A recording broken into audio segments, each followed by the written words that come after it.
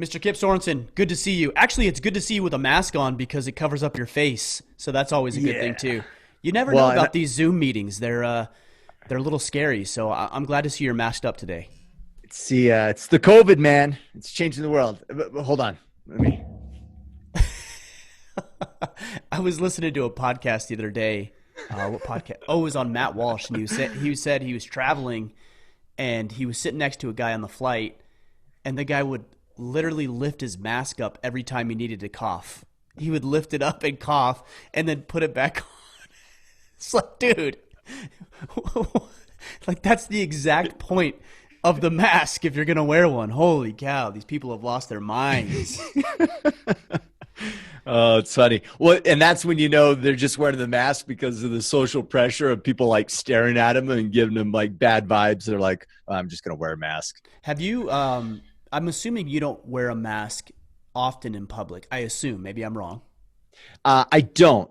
But Okay. There's been a few cases where I do. And the way I work it in my mind, because there's certain things I just completely disagree with. But I also get that, like, for instance, our tenant, or not our tenant, the landlord of the building that we're in, he's at mercy to a certain regulation. You know what I mean? And if people aren't following his regulation, we kind of affect him, right? And so we don't wear masks like in the office, but they ask in the common areas that we at least consider to do so. And it's nice because then I don't hear, if I go in the bathroom, someone's taking a dump, I don't smell it as much, so. To me, it's nice because I don't have to talk to people I don't want to talk with. Like on the plane. Are you a talker on the plane? I am it not. Depends. I wing it, right? Like if I sit down and that person's immediately closing eyes or whatever, I'm like, got it. We're good. I'm fully that content guy. not communicating. I'm the guy that's like tucked in the corner, pretend like I'm sleeping, like don't talk to me. I don't want to be on this flight. I don't want to talk to you. I don't want to pretend like I care about your grandkids or whatever. Just leave me alone and let me do my thing. So yeah. I'm a little of both. It depends. Yeah. I don't wear my mask at all, ever. Rarely. I mean, maybe if I go to a store, I try to be actually respectful. If a store says, hey, we require masks, I know there's a lot of people who are like, well, I'm not wearing my mask in here, but I think, if you're going to go into a store and they ask that, exactly. Yeah. And if you don't like it, well, I'm going to go into the store next door who doesn't require a mask So totally. I don't know. I don't know where I was going with that a minute ago, why I was asking you if you wear a mask, but because I had one on. Yeah. I mean, look, I've seen articles where it's like, wear a mask in your house. I'm like, dude, I'm not going to wear a mask in my house. That's stupid. Or wear a mask. I saw one and maybe it was a troll account. It had to have been. Wear a mask when you're having sex? Come on. So you don't get your wife sick? This can't be real. I mean, you're exchanging bodily fluids. Like, I think that, having some aerosol air particles is, the least of your worries at that point. Totally. My favorite meme was it's like this little kid, kindergartner age, and his mom's talking to him. And the meme is like, Timmy, that's not your mask. Where do you get that mask from? And he's like, oh, I traded my mask with Johnny, and Johnny traded his mask. Yeah, I was like, that's so true. Yeah. Yeah. Fortunately, our kids don't go to public school. They're homeschooled, and they have been for the last couple of years. So we don't have to worry about exchanging. So you guys are wearing masks all the time, man. Right at 8:30 or 9 o'clock when school starts, mask up, kids. We're going into the classroom. Yeah. Sleep with them on. That's right. That's a good strategy, man. My daughters talk a lot, so maybe I should just instigate a mask in the house. Dude, when you have the mask on, you can't talk. Exactly. It's like the stick, like the talking stick. You can only talk if you're holding the stick. I actually thought the last time I was on a flight, it was probably a month or so ago, and I thought I actually like this better. Oh, me too. Because there was fewer people. There was fewer people on the plane. Nobody was trying to talk with me. Everybody was maintaining their own personal boundaries. I'm like, this is actually better. I wish we could do this all the time. This is way better than when you're just packed shoulder to shoulder and thrown into the metal tube like a group of sardines. Cattle. Like, yeah. It's like, this is way better. Yeah. Yeah. I like the last flight I went on too. I was like, oh, this is nice. And we went to Universal in Florida, and that was nice. Like the longest line was like 10 minutes. I'm like, Are they yeah, open? yeah, That's Universal Studios surprising. is. That's Yeah. surprising, actually. Longest ride, 10 minutes 10-minute long. wait. Perfect. Yeah. I'm like, and it was 10 minutes because it took that long to walk on, you know, it That's was what I'm saying. awesome. Like, it's Yeah. easy. This It's is, it's it's funny to me. You think about these amusement parks, and it's like we've become so accustomed to it. It's like, oh, it's only an hour wait. You paid money to wait in line? That's ridiculous. But they've conditioned us. Imagine doing that at the doctor's office. Hey, it's just an hour. I just waited an it hour. wasn't bad. Yeah. I said this last week. I send doctors an invoice, man. Like, if you get me in past my time, like, now you're cutting into my time. We agreed at this time. Now you're cutting into my time. So you send me your invoice. I'll send you mine. I'm worth as much, if Balance not it out. more, than what you're charging me. So let's do this. I'll play this game all day long. Oh, it's funny. The world, man. So It's if you're a crazy world. doctor, a physician, a dentist, a chiropractor, a veterinarian, or whatever, don't do that to your patients. Don't do it to me, because I'll send you an invoice. Yeah. Get me in at the And then scheduled time. Oh, but we don't know because our patients run over. Well, schedule some buffer time. That's not my fault. That's your fault for mismanaging your schedule. Yeah, Manage that's it what we correctly. all do on a regular basis is schedule our time and set Exactly. expectation appropriately. Yeah. Doctors. So Doctors. when Ryan goes to the dentist, he gets paid I get most paid. of the time. I get Yeah. paid. Absolutely. That's what it's all about, man. Making money wherever you go. All right. That's enough banter. Yeah. get to We it. did our bare minimum. All right. So today It's all serious from here. Yeah. So yeah, let's get serious. So we have questions. We have a handful of questions from the Iron Council, our exclusive brotherhood. Some leftovers. To learn more. Yep. To learn more, orderman.com/Iron Council. And then we'll dive into questions from our Facebook group. To join us there, go to facebook.com/group/orderman. Do you want to get into it? Don't These go quick there. questions. Just go to Iron Council. Like, don't even go to the Facebook group. Skip In that. fact, Go we'll straight just to the Iron Council. repeat the Iron Council questions. I wonder if we'd if how well it would be congruent or if it would be completely off. If we intertwined them. Yeah. If we just repeated them. Like if I'd say the same Oh, I thing or know. if I'd say something completely different. Yeah. I mean, I was looking through the Facebook questions. There's some solid ones. Oh, In no, fact, there's great questions in there. No Yeah. doubt. All right, let's get to Well, it. I was going to ping some of the guys on Facebook and say, hey, your question was so good. You might be ready for the Iron Council. You're ready for a and then scholarship in the Iron Council. Based upon the quality of question. That's right. All right. Jay Carlson, what are some ways Actually, hold you on, are... hold on. Now my wheels are turning now. Are we coming up with an idea here? Yeah. Okay. If we have some Facebook questions and I'm like, that's a good question, then just know we're going to invite you to the Iron Council. So if you don't get an invite, your question wasn't up to par. But if you get an You're not invite, ready. it means we liked your question. All right. Yeah. Proceed. All right. Jay Carlson, what are some ways you are intentional with your wives, specifically in the area of communication? Well, I set time aside. My wife and I actually deliberately and intentionally set time aside because I've noticed if we don't, everything gets in the way from school and kids and this and that and business, and everything will take precedent if you aren't deliberate and intentional about it. So, yeah, I think it's just as simple as saying to your wife, "Hey, hon, after the kids are in bed, I'd really like to talk with you for half an hour about fill in the blank." And Talk with you. what do you mean? No, seriously, what do you mean? Yeah, I use that all the time. Yeah. Hey, No, I honey, wanna need know to what talk you with mean. in the bedroom. Oh, no, that's massage. That's like, hey, I want to give you a massage, a back massage. Is your neck hurt? Yeah, honey. Back massage is code for that, but talking is actually code for talking here in this household. Okay. I don't know Got how it. you guys do it in the Sorensen household, but that's how it works here. Well, actually, now I know how you do it in the Sorensen household. Honey, I have something to talk to you about. Kids, watch TV. Go to bed. Entertain yourselves for 10 minutes. 5. Is that what it is? 5 minutes? Because 5 minutes in heaven is better than no minutes in heaven.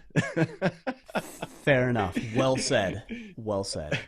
All Yeah, that's it. That's really it, Jay, is just set time aside, making sure that you carve out the time and that you carve out the time, right? That you actually think about, okay, like when do I want to talk Let's to my talk wife about about these things and what do I want to address? And it's really easy to just plop your ass on the couch and just turn on whatever it is you're going to watch. That's easy.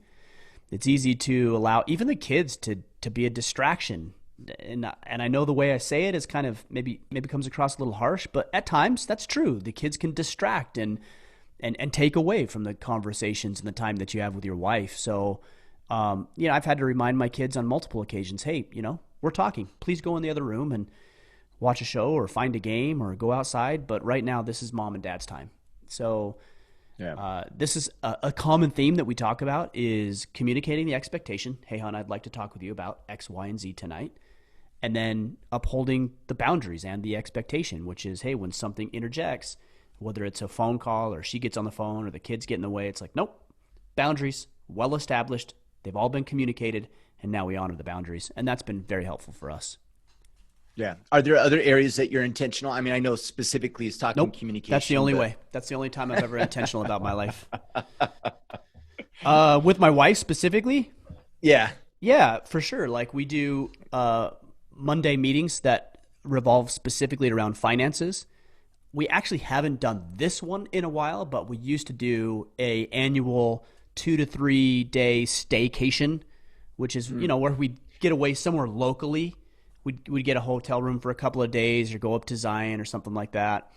And then we would both spend time thinking about what we wanted to accomplish this year. And then we would do this in the beginning of the year, and then we'd talk about those things. Those are a couple of areas. Yeah, that we've gotten away from it just because life's busy, right? This is exactly what I'm talking about. And I think what Jay's hitting on right here is life's busy and everything gets in the way.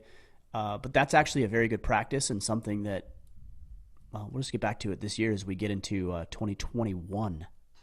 Yeah, I like that. One thing that we did recently or are in the process of doing that I'm really excited about is I've mentioned interest to Asia in the past of getting EMT certified. And, for you or her?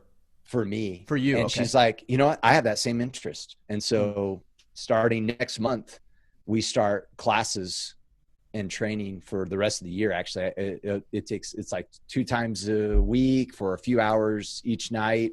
And by mid-December, we'll be certified EMTs.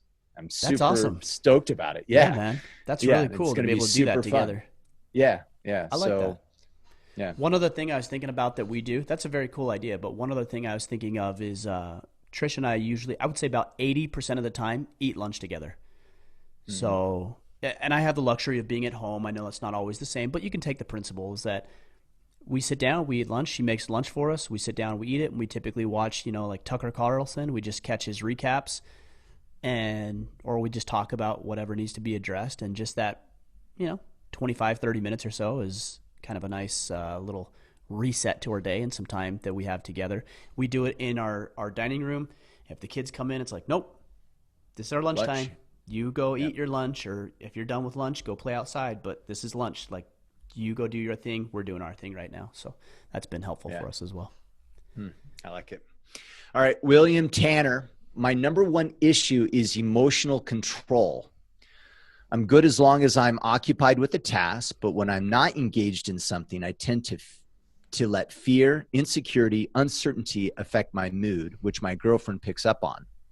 I know that as a man, I'm expected to be stable. I'm expected to be the stable one that provides safety, security through stability, and not discuss those fears with my girlfriend. But when she asks what's wrong, I don't want to be dishonest and say nothing. She has some anxiety issues of her own, and me talking about my own problems tends to set her off in a very negative mindset. I struggle with a lot of trauma from the past, relationships, addictions, and combat, and I've been journaling to try to dig through it all and unpack it. I have a battle plan. I've been diligently working at it. My question is, are there any specific practices or resources that you could recommend to help in this specific area of emotional maturity and control? Thank you. What was his name? Dylan? William Tanner. William. Yeah. All right. A lot to unpack here. Yeah. First, I got to say there's a few false premises that you're operating on. Okay. The first one, and this isn't the first one I heard, this one just stands out. You said that you aren't quote unquote supposed to, I don't know if that's the language you used, but you aren't supposed to talk with your wife about these things. That's wrong. It's flat out wrong. you actually, that's your partner. You should be able to talk with your wife about these things. Now, there's a difference between the way men communicate and the way women communicate. All right. So a woman, I'm just speaking generally, will communicate her feelings and her day and the things that she's going through just for the sake of expressing them. And what she wants is she wants support, right? Like, I just want to be heard. I'm not trying to solve problems. I just want to be heard. It's a very hard thing for men to wrap their heads around, but it is what it is. And you're not supposed to understand women fully. Otherwise, you'd probably be more like a woman. Well, the fact that you're a man says you're not always going to understand that. But you know what? Here's the cool thing. Guys, we don't need to understand that in order to appreciate it and then act accordingly. Like, I don't understand why my wife would just vent at me, but I know that's what she wants, and I'm capable enough to recognize that and then just to act accordingly, and it works better. All right. Here's how men communicate their problems as opposed to women and boys, by the way, immature men. Okay. Yeah. You have a problem, you express it, and then you start articulating the solutions. Men are problem solvers. So look, your wife, and for the women who are listening, I would say there's 5 to 10% of our audience right now is women. I can guarantee that the overwhelming majority of those women don't want to hear their husband sound like a woman, like one of her girlfriends. Because her girlfriend's going to come and say, oh, I have this problem in this deal. And then they're just supposed to sit there and talk and listen. And that seems strange for men. What your woman is looking for is somebody who can be honest about what they're experiencing and then fix your shit. Like, she doesn't want to hear you gripe and moan and complain and bitch about everything that's going wrong in your life. And with a sense of hopelessness and right. I don't know what to do. Yeah. That's a feminine approach. A masculine approach is, hey, hon, you know what? Man, I've been dealing with some things at work and I've got passed over for this promotion. It's very frustrating to me. And I want you to know that if you felt some of that from me, it's because I've been frustrated, not at you, but with my work situation. And I've been thinking a lot about what I want to do. And here's my plan. See, now you just communicated your emotions and your feelings and the way you were feeling about things without undermining your masculinity. Yeah. Here's my plan. Here's what I'm going to do. And then you communicate and you still maintain your sense of authority and credibility in her eyes. And then, by the way, you actually have to do it. Okay, you actually have to execute the plan. So the first premise that is a little faulty here is that, oh, you know, she just doesn't want to hear my stuff. No, she's your partner, dude. She wants to hear what's going on. She just doesn't want to hear about it like a woman. That's what her girlfriends are for. And if she doesn't have girlfriends, by the way, you need to help her realize that she needs some girlfriends. I'm going to talk about this on our Friday Field Notes, so make sure you check that out this coming Friday. Okay, so that's number one. The second faulty premise is this idea of control. I want to control my emotions. I understand what you're saying, but I want you to choose a different word. Mm-hmm. I want you to use the word understand your emotions. And as we always do, we're going to bring jiu-jitsu into this thing, okay? So I'm rolling with my buddy Brody this morning, and he's in my guard, and I'm trying to control him, right? Like grab his wrist, grab his head, control him. And how easy is that to do? It's not easy at all. It's not easy. And I realized everything was tense. I was like, my arms were tense, my abs were tough, like I got my hips engaged, and like you can only do that for so long. Like you can do it, but only for so long because the other guy's working just as hard against you. And instead of trying to control the situation, relax. Read the situation. So if he puts his hand here, you adjust here. If he adjusts that, then you adjust here. If he goes here, you go this way. If he shifts this way, you shift the other way. Now you're not trying to control the situation, or in this case, your opponent. You're reading what your opponent is doing, and then you're responding based on those reads to put you in a better situation. Would you agree with that analogy with jiu-jitsu? Okay. Totally. Right. I mean, it's the classic make a frame and move you. Right. As opposed to them. You don't lift a person off of you right. if they mounted you. No, you use a frame, you create a boundary, and then you move yourself. I was rolling with this guy, Luke is his name, and he's just getting started. He's a bodybuilder. He's jacked, and he's very athletic. Yeah. And so I pass his guard. Like, I'm not nearly as athletic as this guy, but I've got some jiu-jitsu under my belt. So I pass his guard. I get inside control, and he's just pushing, right? Like, he's like doing a bench press. Yeah. And he did it for about 2 minutes, and then he just got gassed. He was tired. And I stopped and I said, all right, look, like, you're a strong guy. Can you bench 200 pounds? He's like, yeah, no problem. I said, good, because that's essentially what you're doing. You know, you're benching 190. That's what I weigh, 195 pounds. You're benching 195 pounds.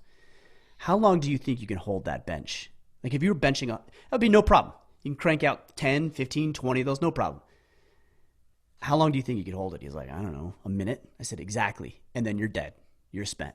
Stop trying to push on me, because I will just lay on you and I don't have to do anything. And you're gassed. You're spent. So this is what we're talking about. It's like, don't move the other person, move yourself. So how does this tie back into the emotional thing? It's not about controlling your emotions, guys. This is what everybody will say. This is what all the guys, the bros, will say, is like, control your emotions. No. Understand them. It's more thoughtful than just control. Control is like domination. Thoughtfulness is like, oh, okay, I understand what this emotion is trying to tell me. Greed, anger, resentment, jealousy, frustration, sorrow, love, happiness, joy. What is it that I'm trying? What's the lesson to be extracted here? Okay, I'm happy. Why am I happy? Because you're spending time with your family. Cool. Now you know to do that more. Or if you're guilty, why are you guilty? Because you didn't do what you thought you should be doing and you weren't as effective as you knew you could be. All right, don't dwell on the guilt or try to like, suppress the guilt. I don't want to feel this. No, feel it, embrace it. I'm guilty because I didn't perform. So tomorrow when I go into the office, I'm going to perform at 110% to make up not only for today, but what I did yesterday. Yeah. Now we're more thoughtful, and then we can apply what we've learned through the feedback of emotion to improve our lives. This is the thing that I get so frustrated with about when people talk about stoicism. People who don't understand stoicism, they'll say it's the suppression of emotions. No, it isn't, guys. That's not healthy. That's not healthy. It's the maturity to stop, evaluate, and be thoughtful about what the emotion is teaching you so that you can act accordingly and make a new choice the next time an opportunity or a temptation is presented to you. Yeah. They're to be understood, not controlled. Yeah. And I think the tie or the understanding of the trigger or where the emotion might come from, or well, let me say it this. I think it's valuable to know where it might come from, but not necessary. But what I do think is it true? Because far too often, if I look at situations when I've gotten in fights, emotional fights with my wife, it's not true, right? Like, she does X, I interpret it as Y, and I'm reacting as though she said how I interpret it, which is not true. I made that up due to some other trigger and, how I was raised and when I was a kid or whatever. And sometimes you have to pause for a second and say, okay, I'm feeling this way. Why? Is that accurate? Does this serve the situation? Is this good? And then what's beautiful about this too, from William's perspective, is he can go back to his wife and say, I feel really upset. I'm not sure why, maybe. But when this occurred, man, I totally got this flood of emotions and I interpret it as this. I'm sorry. I'm out of integrity for judging you incorrectly. Sorry about that. What's great, she now understands maybe a little bit of the trigger. You're aware of where their emotion may have came from. And what did you just allow her to do? Her emotions. And next time she has a negative mindset, she might learn from your example and go, is that valid? Right? Where's that coming from? And be able to deal with it appropriately, not just, this is how I feel, so thus it is. Right? And it's like, man, sometimes that's not true. Feelings are, understand what I'm saying here, guys. feelings are weak. Okay, I'm not saying they're wrong. I'm just saying they're weak, meaning that they're flippant. You know, they come in and out. Sometimes you feel this way. 10 seconds later, you're going to feel that way, and they're just a part of the story. Totally. It's just incomplete. And so if you're making your decisions based on emotion, I mean, we see this generally in society too, right? You see these rioters and these looters, and they're so emotional and they're so hopped up. It's like, wait a second. I understand. You know, you've interpreted a set of experiences, and you've interpreted them as negative or an attack or some sort of an assault on you. I get that. But let's take some other factors into consideration and round out this thought process. These are immature people. Yeah. You know, my children do the same thing. Kip, yours do too. When my 4-year-old doesn't get what he wants, he acts emotionally. He'll bite and he'll scratch and he'll kick, or he'll stomp his feet on the ground and throw a temper tantrum and cry. And it's emotional. That's it. There's no logic. And we expect that from 4-year-old children. We just don't expect it from adults because hopefully they would have learned. But these people have never learned. By the way, being emotional, it's not serving you. It's not helping you. It's not even helping your cause. It's undermining everything that you pretend to be emotional about or outraged about. So use it as a metric and then round it out with some logic and reasoning and margin and space and consideration and thoughtfulness. All right. We got that one good. Yeah, totally. All right. Jordan Shank. Are there differences between confidence and self-worth?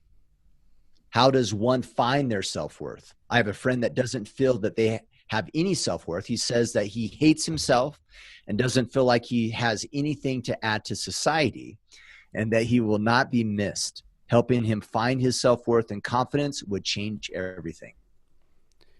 Okay, so there's a lot here. So there's a lot of reasons he could feel this way. It could be that there's some sort of mental illness. Let's just address that. There could be a mental illness here. And if that's the case, then that needs to be clinically dealt with and addressed. It could be that he needs attention.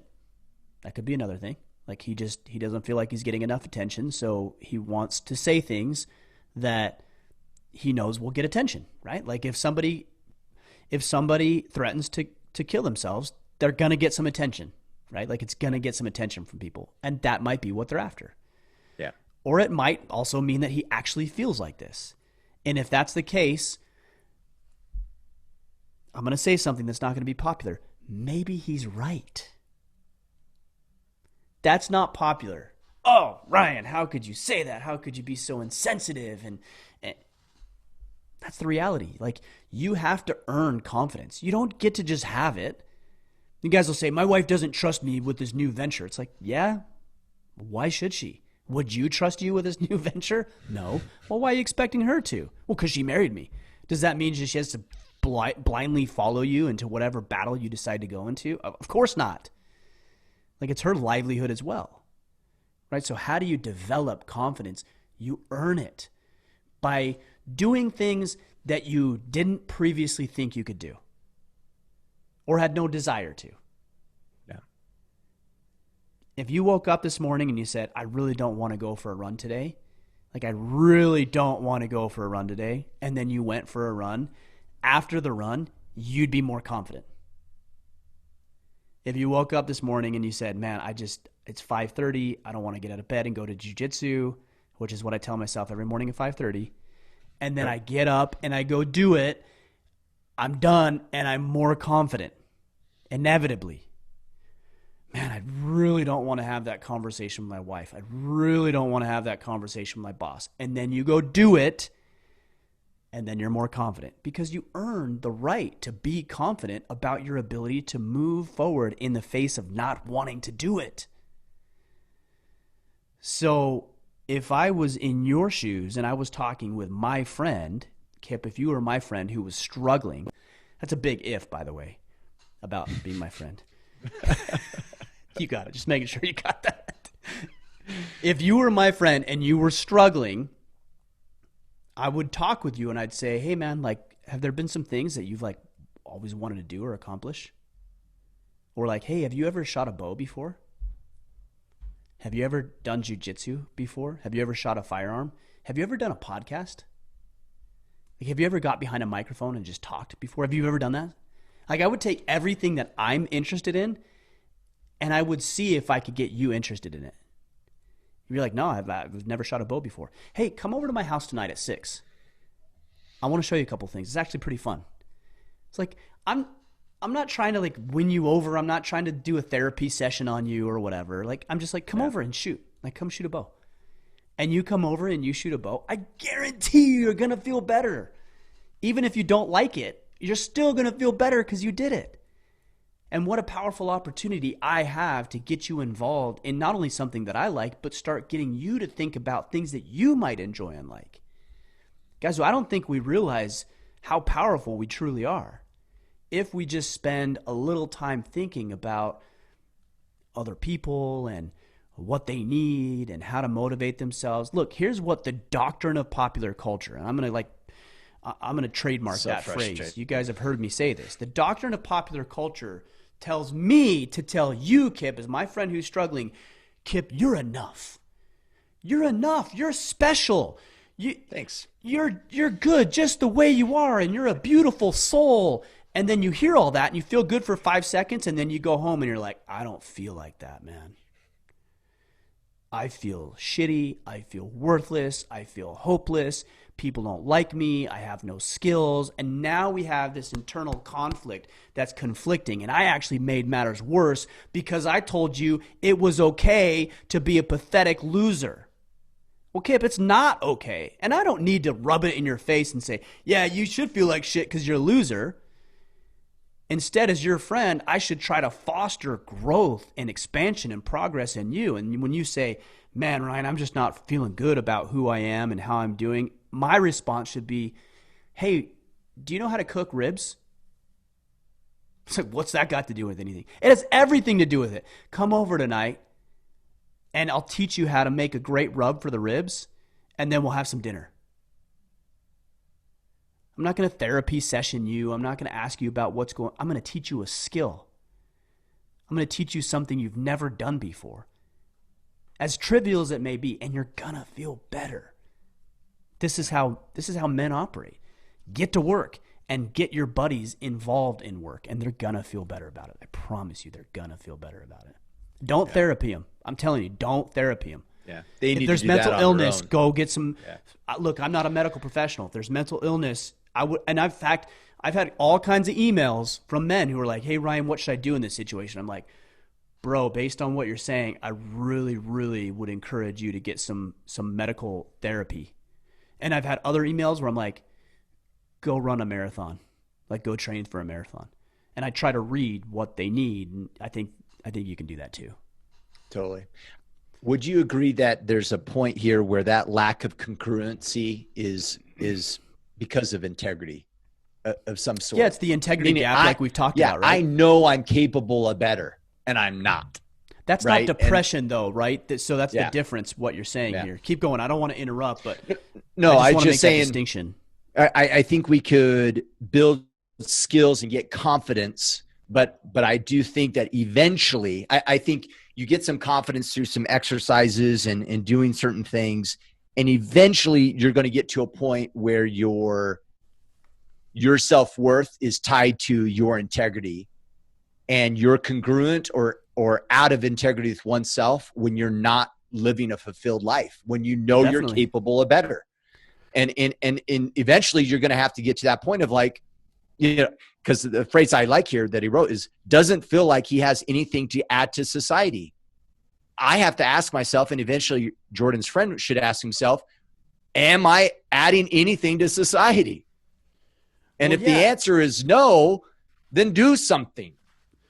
Well, and as a friend, so guys get trapped in this all the time, and I've appeared cold at times in my life because of this, but I've tried to mature on this level. If you recognize somebody who's feeling like that, again, I'm barring mental illness here, okay? So, but if you or clinical depression, right? Like chronic and clinical depression is different.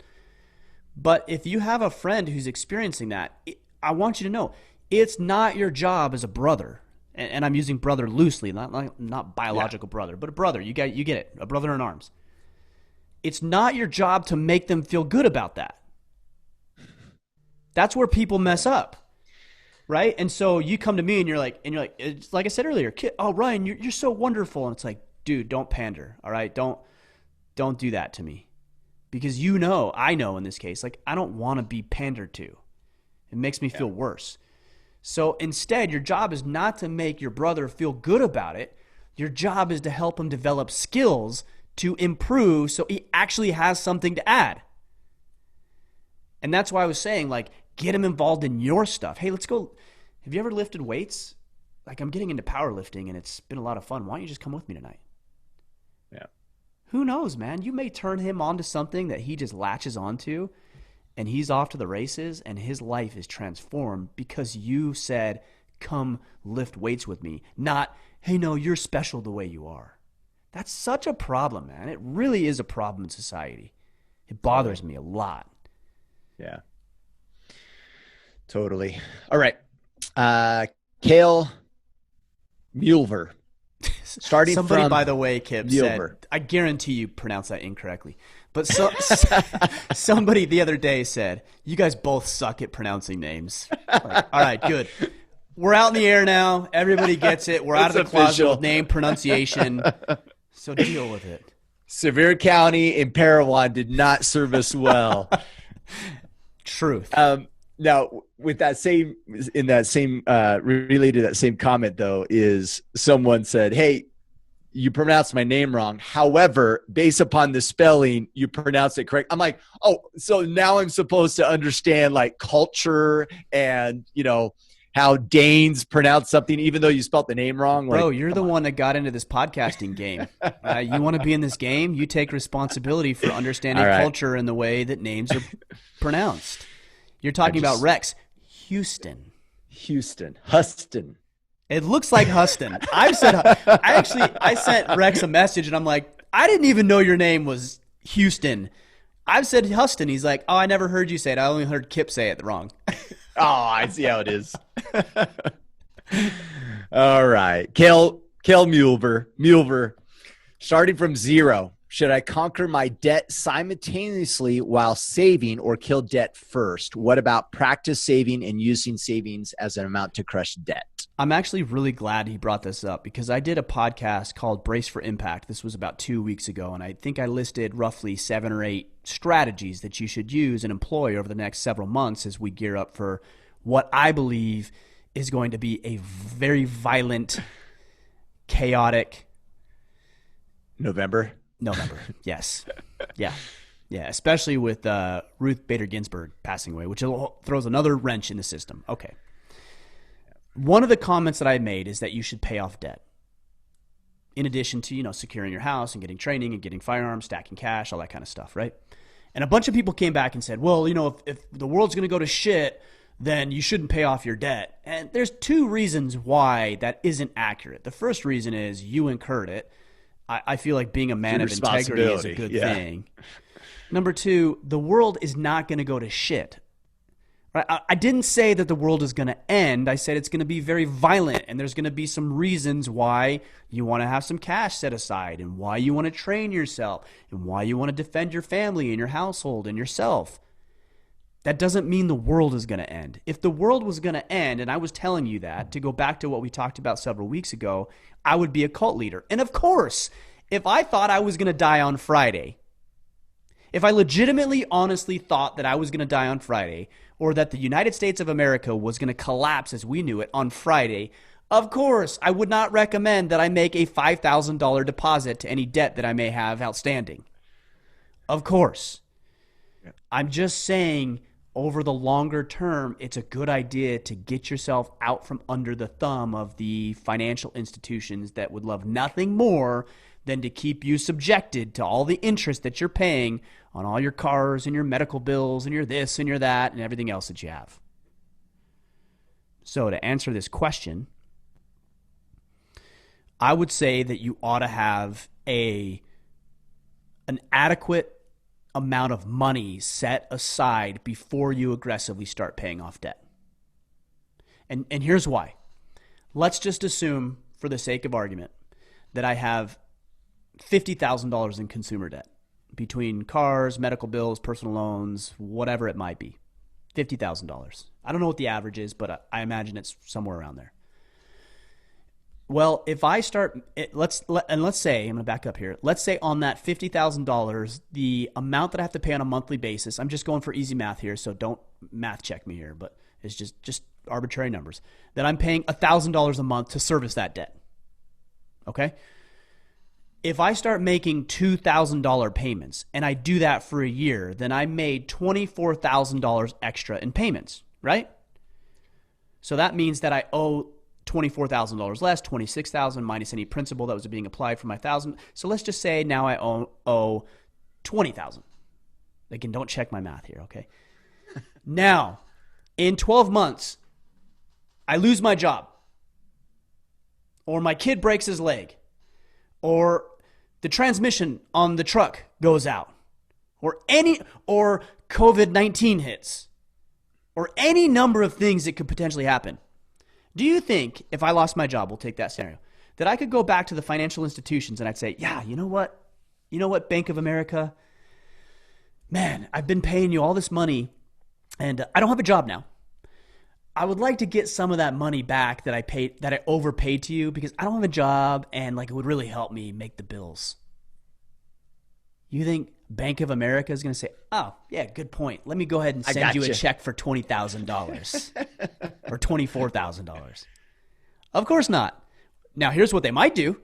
Oh, we'll give you $20,000, 10% interest on this $20,000. Yeah. Right? So they love that. They love it. All right.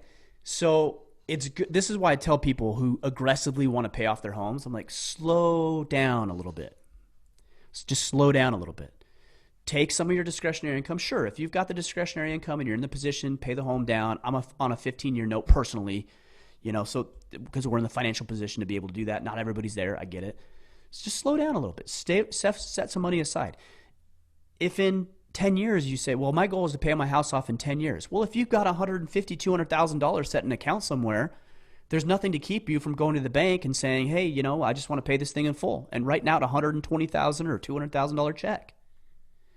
But in the meantime, you create some more flexibility for yourself just in case something happens where you need some of that money.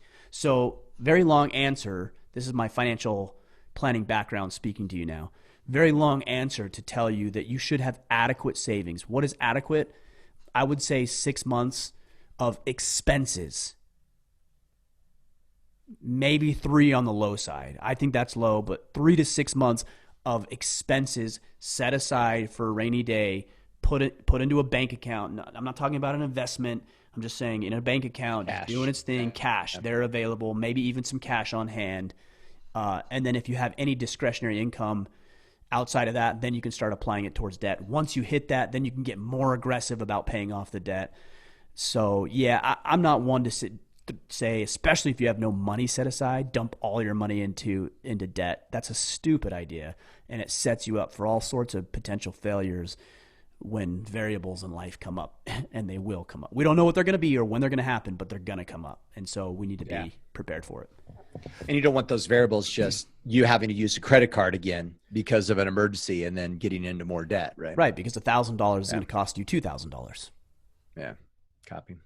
Dwayne Smith. Good name. That's a solid name there. Actually, it's Duane. I'm just kidding. Proceed. Dwayne. All right. Hey, Ryan and Kip. I'm 20 years old and new to the Iron Council, and I'm finding my way around pretty well. I train dogs for a living, and it's my full-time job. My question, I've been wanting to start my own dog training business with my fiance later down the road, and her main worry is not being able to split work from home life. Curious on your guys' thoughts far as talking these things through, and instead of bringing something negative into the work and home.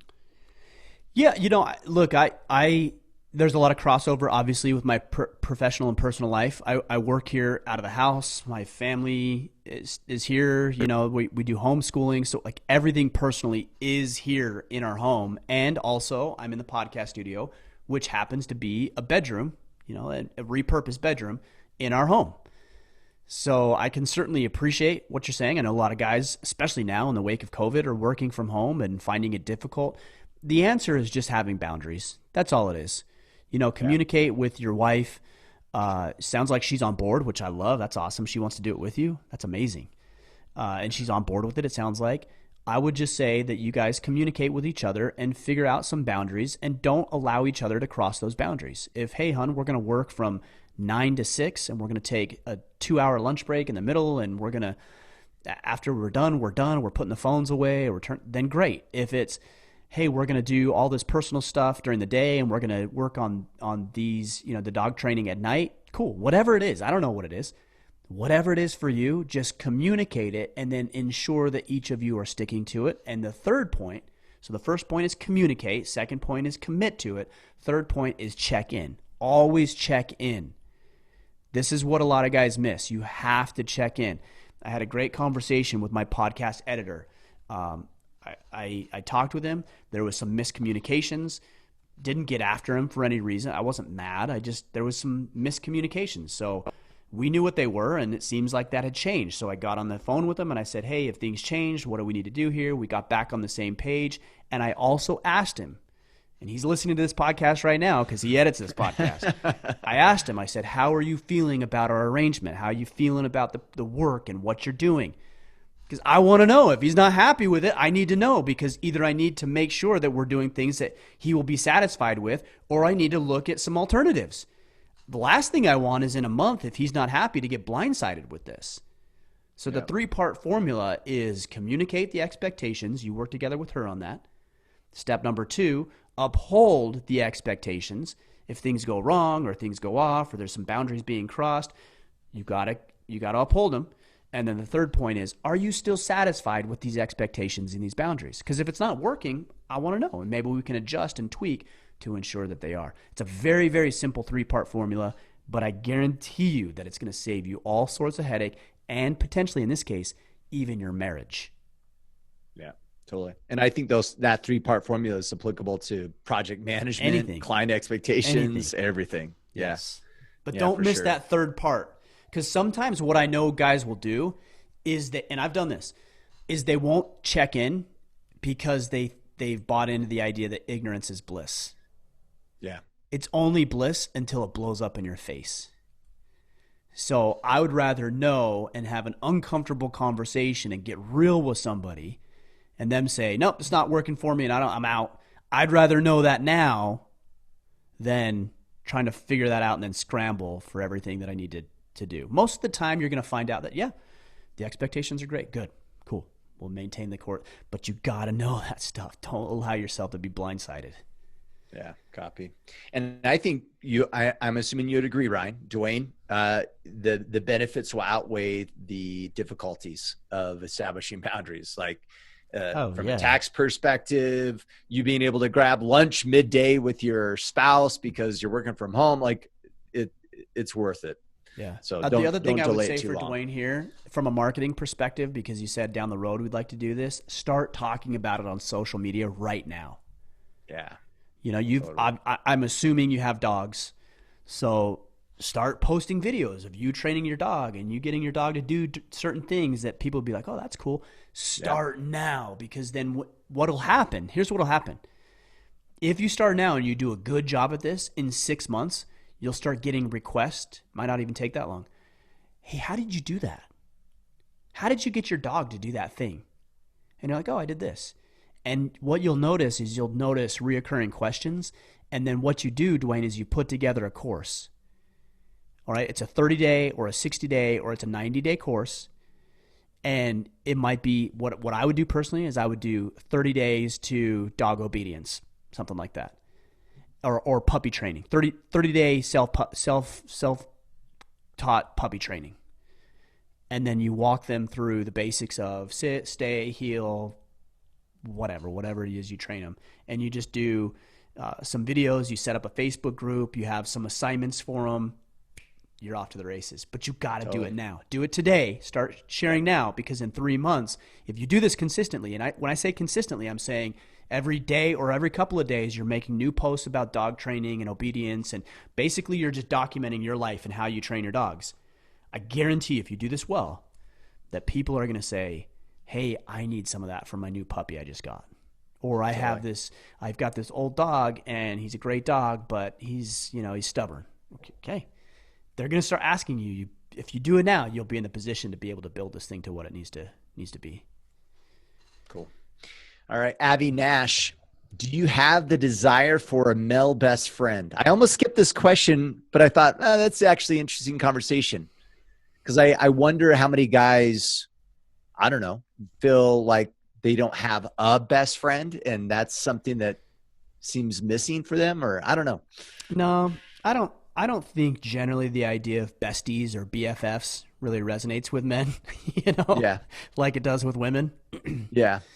So personally, since he's asking, like, I don't have a desire to have like a best friend, but I do want people I can but you would say that you have the equivalent of that just across multiple guys, or is it? Yeah. Or certain guys in only certain aspects of life. Well, I know I like to bust your balls about things, but Kip, I would actually consider you a friend, right? Like if I need, you guys heard it. Yeah, you heard it here. Actually, Cody, you're listening to this. Will you please edit that out of the podcast? Take that out. So, like if I needed to confide in you with certain advice from organization to running a business to leading a family, these are all things that I highly respect you in. And those are things I would reach out to you about.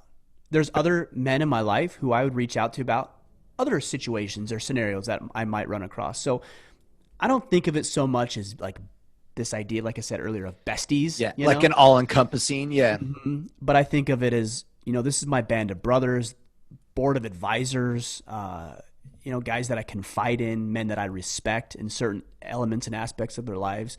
And I do make a very conscious and deliberate effort about fostering these types of relationships. Absolutely, because I think it's important. That's why we continue to have conversations on a weekly basis, actually more often than that. That's why Pete Roberts and Brian Littlefield and the men that I roll with at jiu-jitsu and other men that I have conversations with, it's very important to me. So yeah, you can interpret that how you want, if you want to consider that a best friend, or the way that I choose to interpret it is I've got a solid band of brothers that I can rely on based on what it is I need in the moment. And also, by the way, what they need. Like I'm trying to add just as much value to their lives as I hope they would add to mine. Totally. Do you wonder, I wonder if the concept of, and Nash, we're totally like looking into your question way more than what you asked, but I'm curious if the concept of a best friend sometimes might mean someone that they're truly open with. And not that you're not that way with other people, but I wonder if some guys think, oh, well, that's what the best friend is. Everyone else I'm superficial with, and I'm not truly like myself around them, but a best friend I would be. Do you think guys think that way at all? It's hard for me to say. Like I've never had like what I would say a best friend. And I don't have a whole lot of friends, frankly. Yeah. Yeah, me either. Because I'm just not friendly. Because you're the asshole on the airplane going, don't talk to me. Exactly. Because here's a mask. Put this on. Here's why. Full disclosure. There aren't a whole lot of men I resonate with. Yeah. Like I want to be around people that want to be the best at everything they do. From their hobbies and their activities to their family life to their business. There's a guy that I kind of know of, and I heard some things through the grapevine about how this person performed. Like I don't want anything to do with that guy. Like maybe he's great in these areas, but like there's an integrity gap. There's a deficiency there, and I'm not interested in that. And I'm not saying the guys I spend time with are perfect. I'm not saying nobody's perfect. I'm certainly not. But they're on a path. Yeah. And those are the people I'm going to invest in. And I'm going to make look, part of the reason I came to Maine is because this is where Origin is and Pete Roberts is. And that Pete's a guy that now obviously much more has come of the relationship, and I've met so many more people, and there's been some unintended and positive benefits of being out here. But I'm deliberate. I'm intentional. If I'm doing something, it's because I've thought like I've played it out in my mind why this would be a good thing or potentially good thing. Yeah. Yeah, totally. Yeah, I've even let go of relationships, like guys that I would consider friends. And I, not that I wouldn't consider them friends now, but the amount of involvement I have with them is almost non-existent. And it's just because we're just on different paths, like And it's okay. No hard feelings. But there's what they deem important or whatever, it just isn't important to me anymore. Exactly. Right. And I'm focused on something else. Yeah. I would say rather than focusing on the term, and maybe you're not, maybe you're just using that term to describe it, but rather than focusing on the term of best friend, consider what is it that I want and what is it that I can give in exchange for that. Yeah. Copy. All right. Marty Westerland, how can I start a weight loss and nutrition program and stick with it without quitting? The battle plan. Are these still Iron Council questions? No, we're in a Facebook. Well, join the Iron Council. I knew it was Facebook questions because it's like if he was in the Iron Council, he would have already answered the question. No, he would have done that. This is something that guys have all the time. It's like, so that Battle Ready program, guys, if you're not familiar with it, really go check it out. We've had close to 10,000 men go through the program at this point or in the middle of it. That's awesome. It is awesome. It's at orderofman.com/battleready. And over a period of 30 days, it's going to tell you exactly what you need to do in order to build up the systems and the programs and the processes and then take action towards what it is you want. And it's going to help you identify what you want to. Sounds like you already know what you want. So one of the things that I do in that email series is one of the first emails you get will say, what's your biggest struggle as it relates to becoming a sovereign man, taking ownership of your life. And without question, the number one answer is discipline, followed very closely by consistency, which is actually discipline. Yeah. Same, synonymous, right? In this case. Yeah. So this isn't uncommon, but the best way to do that is to do the battle plan. This is exactly why I did it. The thing that I've always struggled with is my weight. Up and down, I'll eat all the food that I see in front of me. I don't have any problem working out. I don't have any problem reading. I don't have any problem, training, any of this stuff. Nothing. No problems with that. Eating is tough. I want to eat everything that I see. And so I'm like this. I'm up and down. I'm all over the place. But I created the battle plan, not for you, Kip, not for anybody. I created it because this is what I needed in my life to keep me on track.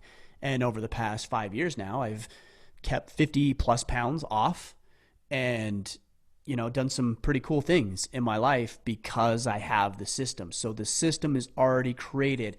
You just need to plug into it. So guys, if you're listening to this and you're like, yeah, I have the same problem, you need to go to orderofman.com/battleready and it's going to walk you through everything. The short answer of what you need is you need a vision. You need clear, set, specific goals and objectives. You need to break it down into actionable daily tactics.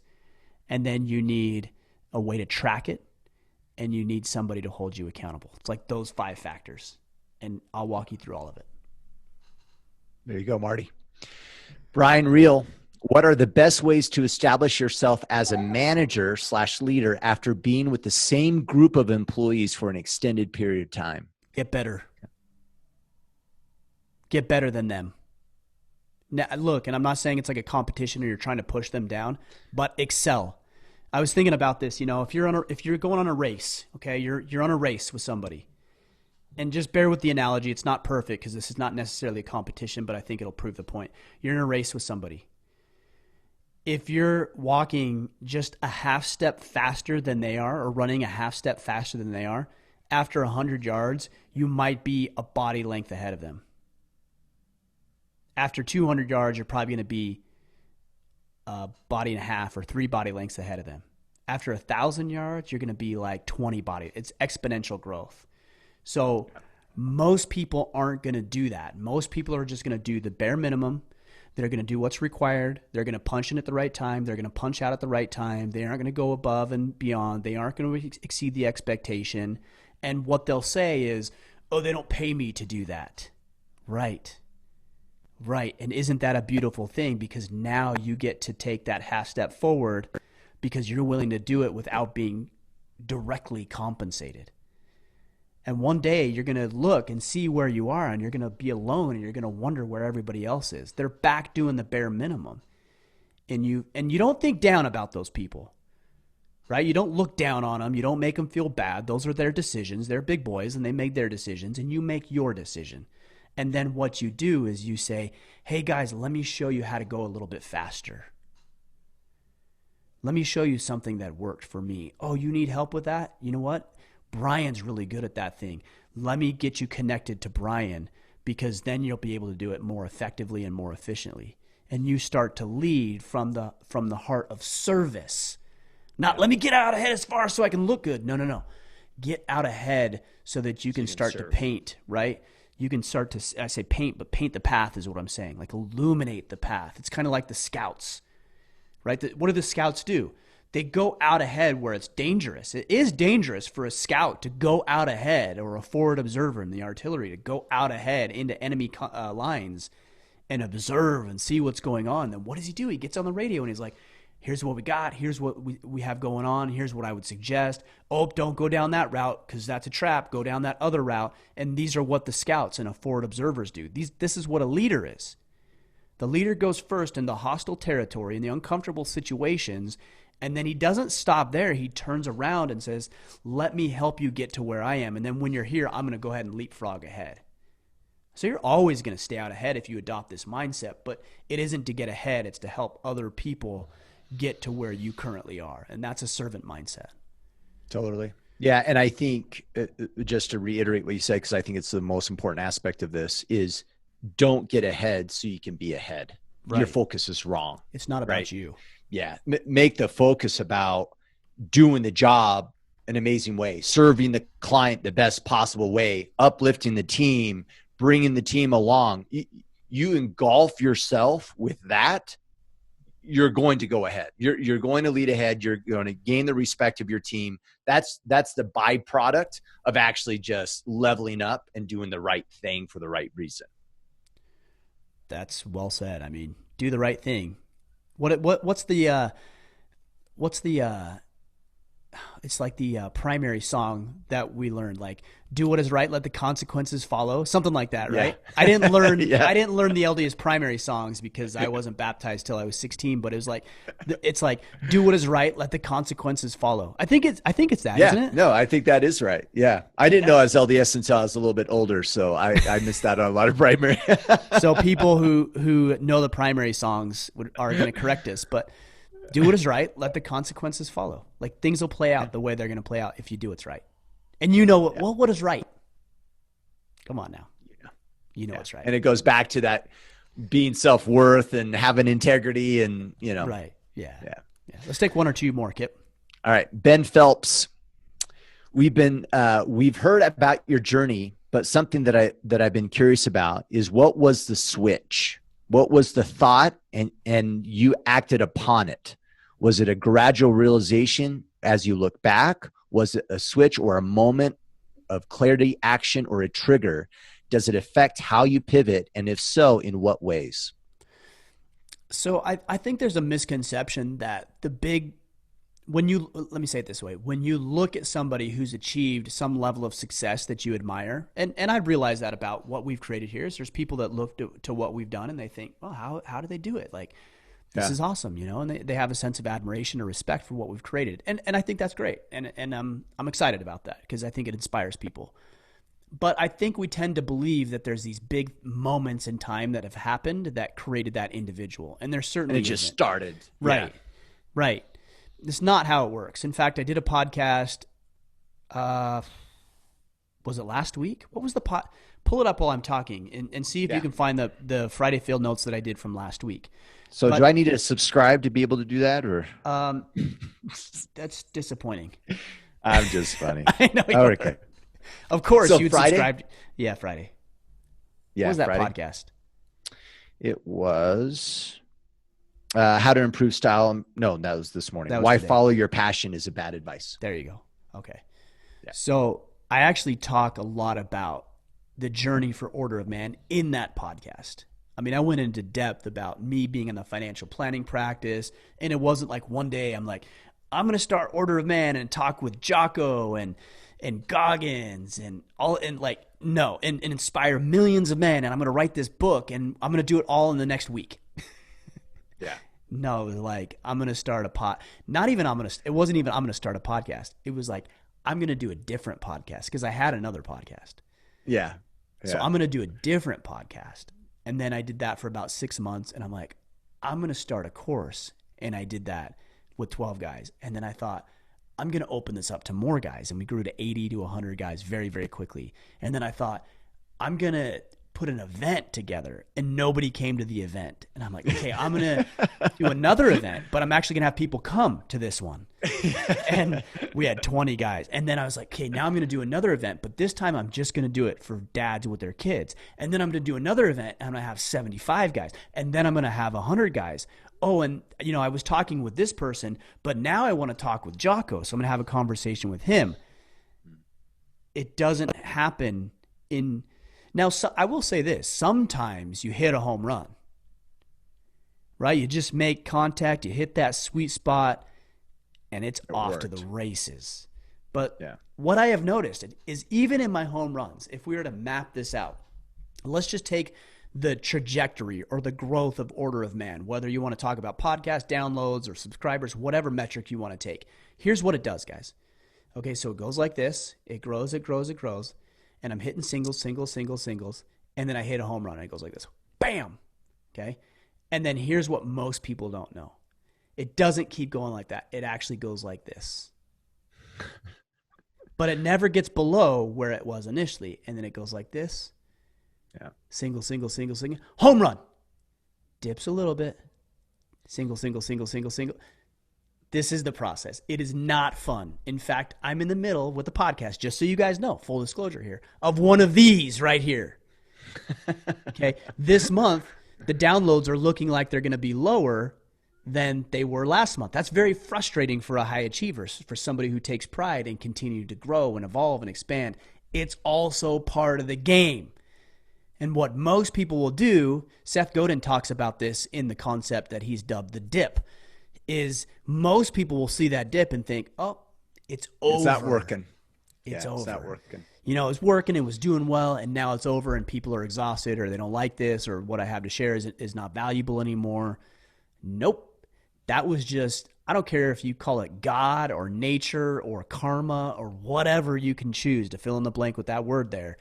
It's just the way to prove that you're still in the thing and you're worthy of the next big thing to happen. And so I'm right here, and I could be discouraged, but I'm actually like, no, man, I'm excited. Because the next thing that happens is going to be awesome. And I don't know what it is, but it's going to be awesome. How do I know that? Because it's happened over the past 5 years. This is the way it works. It's not guesswork. It's just maintaining the course of action. I like to see that dip as this. I think it's this. I think it's learn, results. Learn, results. Yes. Right. And that results is part of the learn. And the next spike is part of the dip, right? There's no other spike without that dip. And it's just, and we have a tendency to look at it and go, oh, it's not working. It's failing. It's like, no, this is now where I put my head down. I have some grit. I look for the lesson to be learned. I evolve. I change for more result. The other thing, I think you're right with that. Just to kind of riff on this analogy a little bit, I think it actually, the reason you experience the results and you have these peaks is because you experience the result and then you prove that you can't sustain it. Yeah. But when you go there, you expand your capacity a little bit. So when you dip, because you can't sustain that level of growth, you just can't. It's impossible. I'll go back to that in a second. Yeah. You can't sustain it because you don't have the capability to do it. And then you dip, but you don't ever dip below where you were before because you expanded your capacity just a little bit. Yeah. Right. So if I were to take somebody who's in just extreme poverty, and I said, I'm going to write you a check for $1 million today. And I wrote them a check, and it would be good. I wrote them a check and I gave it to them. They couldn't even cash the check. They don't know how to go to, they don't even have a bank account. Yeah. They couldn't go to the bank and say, I've got this check for $1 million and I'd like to cash this or deposit this in my bank account. They couldn't even do that. And this is the point that I'm making is like when people win the lottery, you know, they win the lottery and then they lose it because, yeah, they got the money, but they never developed the skill set to be able to manage that kind of money. This is why when I had that conversation with Andy Frisilla several months ago, I told him flat out, and he agreed with me. I said, Andy, I think I would crumble if I had to do what you had to do. And he says, yeah, you're exactly right. He wasn't saying it mean-spirited at all. He was saying that if you had to do what I do on a daily basis, you would crumble within the first couple of hours because you haven't earned this. You haven't earned the right to run an organization like this. And he wasn't saying it mean-spirited, but he was dead on. Yeah. You have exactly what you have in your life because you deserve exactly what you have. Now, there's going to be blips where sometimes maybe you're going to get kicked in the balls and you're going to get a hand less than what you deserve. But that's a blip. That isn't generally true. Or sometimes you're going to hit the home run and you're going to have more than maybe you deserve, but that's a blip, and that's why it comes back down. It's like the thermostat on the wall. You know, you set your thermostat to 70 degrees in the house, and, you know, sometimes it's lower, sometimes it's higher. If it's higher, it comes back down. If it's lower, it goes up, and it's doing this constantly. Well, that's what's happening with your results. What you need to do is become more capable of handling, in our metaphor, the higher temperature. Yeah. And gradually you'll see your line go. It's like the stock market. You'll see the line go like this. If you focus on a daily basis, it's all over the place. But generally it goes like this. Yeah. And for the guys that might be thinking that their world is not a blip and it's, you know, just a bad hand of cards, now look at all the inspirational people that you know of and look at all the bad cards that they were handled and what they did with them. Right. They used them to become amazing.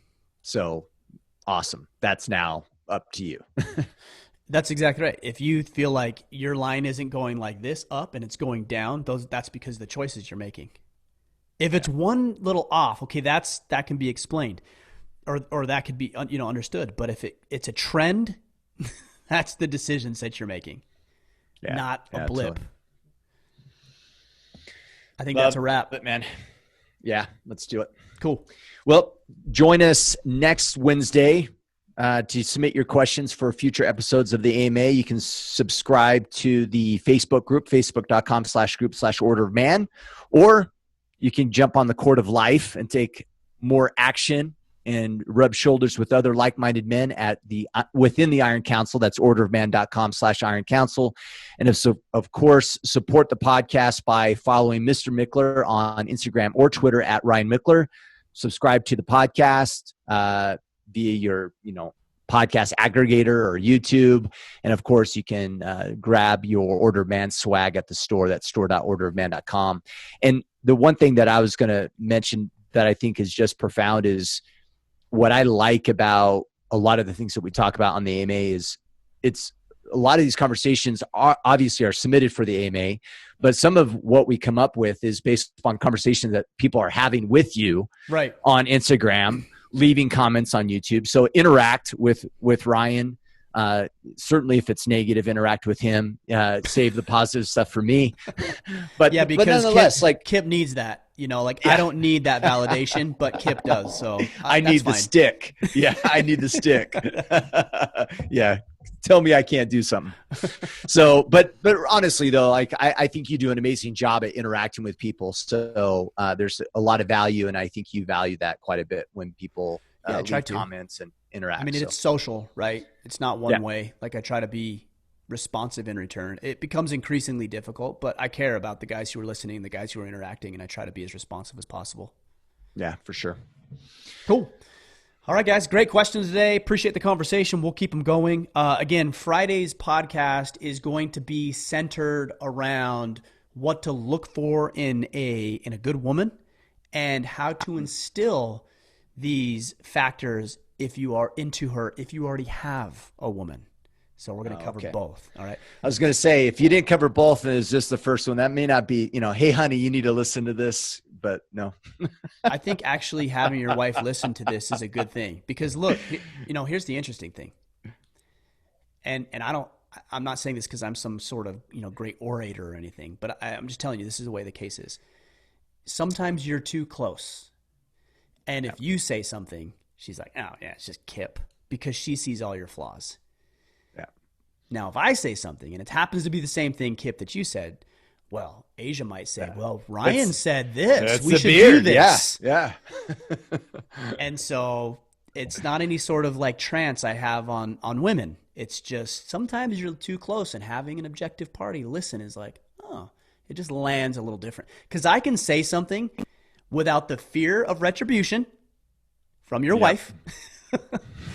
And without the emotional attachment and baggage to the consequences of saying the things that you say. So I can say things differently than you can say things. And with that well-rounded approach, it might help. That's why this podcast is going to be good. Yeah. Awesome. Looking forward to it. All right, guys. We'll be back on Friday for that. And then, of course, in the coming weeks, some very, very cool podcasts coming up. 2 in particular that I'm very excited about. I'm just throwing that out there. I can't disclose this to you, but stay tuned. All right, guys, go out there, take action, become the man you are meant to be.